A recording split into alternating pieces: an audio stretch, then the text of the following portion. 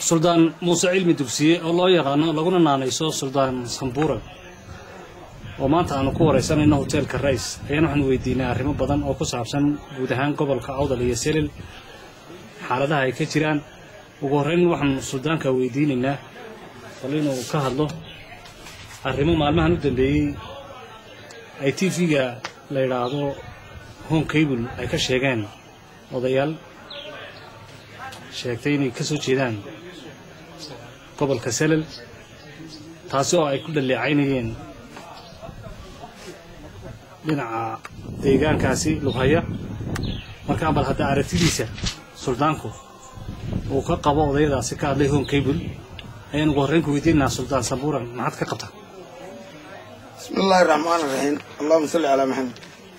waa su'aal wanaagsan weeyaan haashin shaqo margood arinta maxaan ku leeyahay laga hadlayo arinta Lughaya ku saabsan ee odayadu dheerti dhaweyta ka hadlayeen horta odayada ay oday reer Lughayada maaha odayaal la garanayana maaha waa odayaal maxaan ku leeyahay ka hadlay meelo kale shaydaan wuxuu soo sheegeen hadda ugu sokeeyaan waxay joogaan Cali Sibiix marka odayadaasi waxay yiraahdeen magaalada la yiraahdo Lughaya rag reer dilaada qabsaday beenayn reer dilaad iyo reer Lughayaadna waa dad midaysan oo mid kaliya oo reer awdal wada ah marka way kala garan waayeen nibir qalad ay kuwaas garaacayeen marka fool jerigiina waa lagu gartay sidaa darteed waxba kama jiraan wixii halka ka hadaaqay oo soo baadhno waxba kama jiraan suldaan waxaan kaloon ku weydiinay wasiirka dib u dejinta Soomaaliland waxa uu sheegay inuu qaxooti ka soo raray dalka Djibouti qaxootigaana la soo dejinayo gobolka Awdal maalin dhaweydna odayaaya ka hadlay oo shir jaraa'id ka qabtay oo aad ka maqnayd adigu maadaama odaygii deegaankaasi Selel ka soo jeeday tahay maxaad seed u aragtaa kulleen waa waqti hay ninkaasi waa yaa maxaan ku leeyahay laanta xaabada qaadi kari weyda tiri waan biirsan waan soo biirsanayaa tiri buu ninkaay sameynaya Soomaaliland maanta dib kale uma baahna dib inta imaka haysatay bariya galbeedka haysata ku filan laakiin tu kale waa loo biirin leeyahay laga soo amaahday dibadaha ma qaadi karayo xaraan baana u arkaa hadal qaadkeeduba halkaas aan ku dhaafitaan waxa leedahay ma jiraan dad qaxootiga degan Djibouti kama maqna kuwa hore la keenay ba xaraanaha ee dhibta imaka socota geystay ee ilaa maanta laga dhamaan laayay iyaga haro keenay dadka hore loo keenay beenbeenta abayd waxaas marka dadka xiriyaha Djibouti ku xiraysan waa dad xaqi ka yimid dad Selel waxba kama jiraan dad xiriyo ku xiraysan waa dadkii maxaan ku leeyahay xoolo ka ceeroobeen galbeedka wax kaga noqdeen xoolo suldaan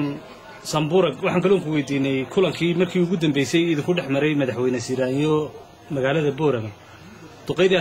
waxaad ka mid ahay duqeydii la kulantay madaxweyne ay kala hadlaysay saamigii reer Awdal halkaas waxa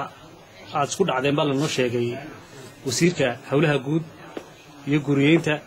mudane xaafsada sababtaas ugu dhacdeen maxay kulleen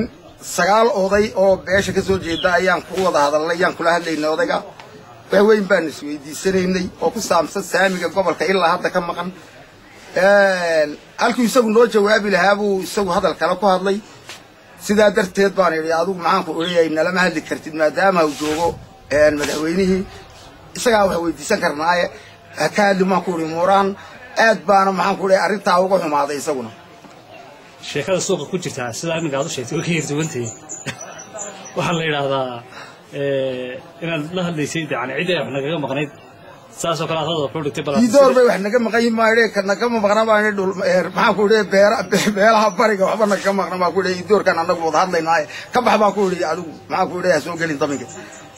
maxaa lagugu jawaabay wixii lagu jawaabay magaalka ma sheegay بريان واحد سومال لأن أدلو هذا اللي يعني من يو سياسي أحمد إسماعيل سنتر أما سيقويها كأحمد إسماعيل سنتر أركتها ما عاد قبتها سيد لوسو دوين يو يمات كيسة ويمن يو سومال لأن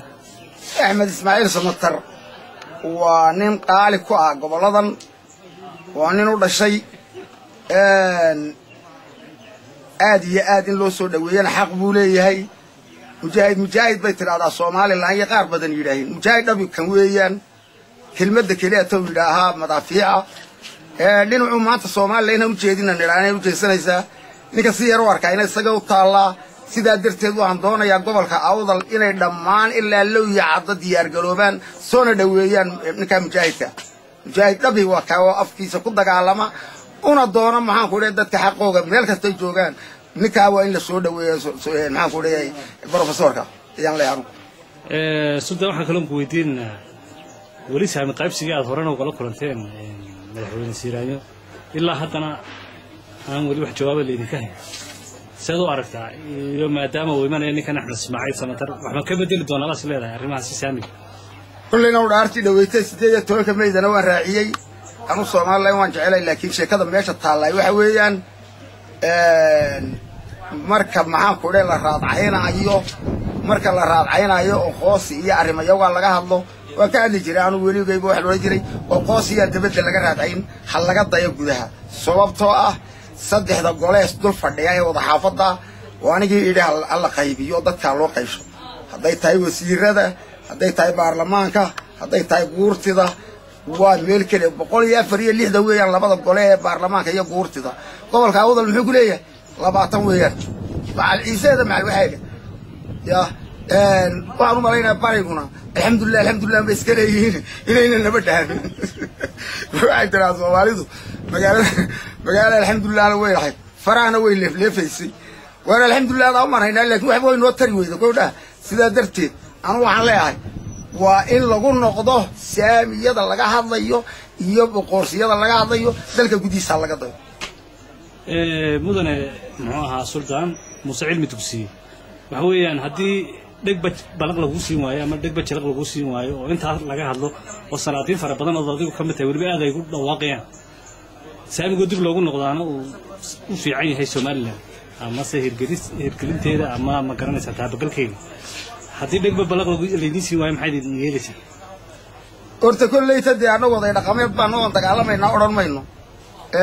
waxana weey xaqiiqda dadka wax la weydiiyo un baan noqonaynaa dhalaar bayna imarunta dadka la isweydiinayo waxba la qasbay ya horteedsa ina la qayaxa qurux badan waan ka baxaytaan waxaan kale ku weydiinay waxa jirta bariyahan dambe in dhalinyartii gobolka aad ay u tahriibayso ay tagayaan ilaa Liibiya sababaha ugu wacan waxa kamid ah shaqo la'aanta haysata dhalinyarta camal la'aanta wasaaradihii oo maaragtay iminka shaqaale badan inta la qoro haddana wasiirku qoranayo dadkiisa arrintaas maxaad ka qabtaa arrintaasi waxa weeyaan mashkuulada maanta Soomaaliland haraysay ilaa ka gees sida darteed in maxaan ku leeyahay dadkani loo sameeyo amal oo anaga gobolka eeganka khaasatan maxaan ku leeyahay labada dekedood yar yar oo mid walba meel yar oo kalluumaysi wanaagsan laga sameeyo ayaa ku filan wax loo qabto oo labada dekedood la xirxiro oo maxaan ku leeyahay wadooyinka lagu jeediyo dadkani amal loo sameeyo ayay maxaan ku leeyahay laga bixi karaya xagga kale dhinaca kale barigana waa sidoo kale oo maxaan ku leeyahay saamiyada la sheegay 1500 ee qof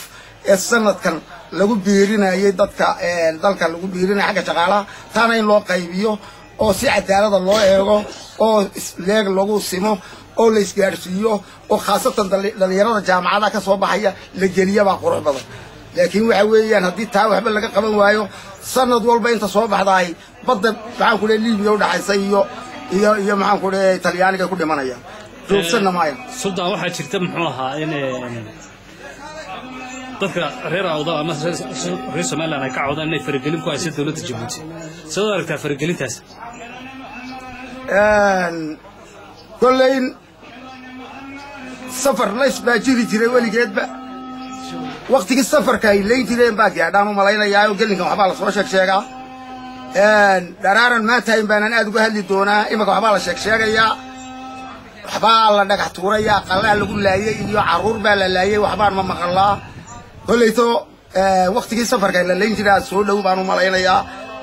waxaan u arkaa qalad weyn baan u arkaa dad maxaan ku dhahay shicib in maxaan ku dhahay waxyaalaha lagu soo sheegay marka xaafadaha iyo caruuraha iyo aqalada la leeynayo ma waxa weeyaan deegaanka gobolka awdal baan soo meelo kale wallahi dadka la sheegay gobolka ka soo jeeda halkaysa jooga Djibouti ay joogaan balbala iyo waxa la sheegay iyo maxaan ku dhahay iyo xubinta baa la sheegay maxaafada isturtuuraya marka waxa weeyaan kullayto qabiil ahaan baa loo turtuuraa baa lagu dadka marka ma qabiilka Ciise la turtuuraya wallahi qabiilka Ciise qabiilka Samaroon ka isdhagaxiyay lagu dhaho khaasatan maxaan ku dhahay reer kani baa aad loo gacan loogu hayaa baa lagu reerkan Samaroon maxaa sababay كل واحد صوابي ده واحد لو يدين دولة جيبوتي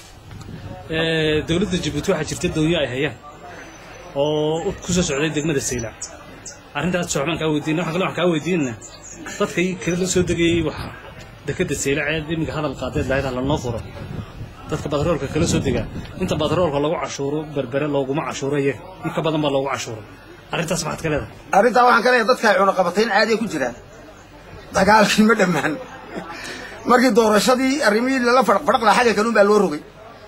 badda un baa xaga laga joogsado doonida dhaqaaqda haday kalluun gurayso iyo haday gurayso maxaan ku leeyahay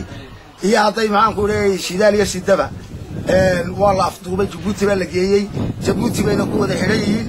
dawladda Soomaaliland waxay tiri annaga hawsha galayna ilaa haddana waxba ma gelin wasiirka kalluumaysiga iyo dekedaha mar hore ka hadlay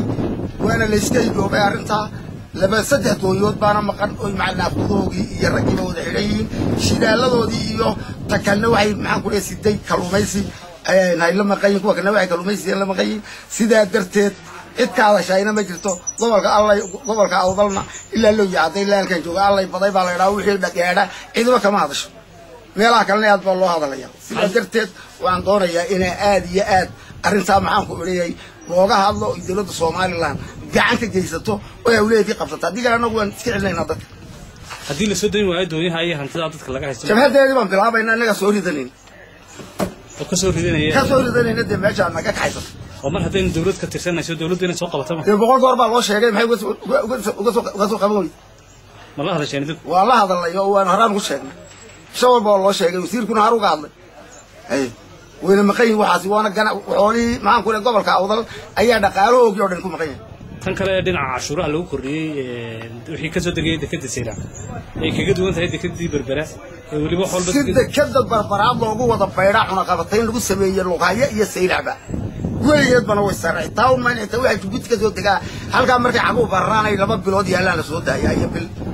ay wax maxaan ku leeyahay Allah baday baa la yiraahdaa wixii ka yimanayo dhan waxaasi markaa wax loo dul qaadan karo ma tahay waxa dul qaadan de yaa ka hadlayaba ama diida ma doon weeyaan wad ku qasban tahay ay markaas ay waxa wada lahaashii Soomaaliland saas saxbay ku tahay maaha ma noqonayso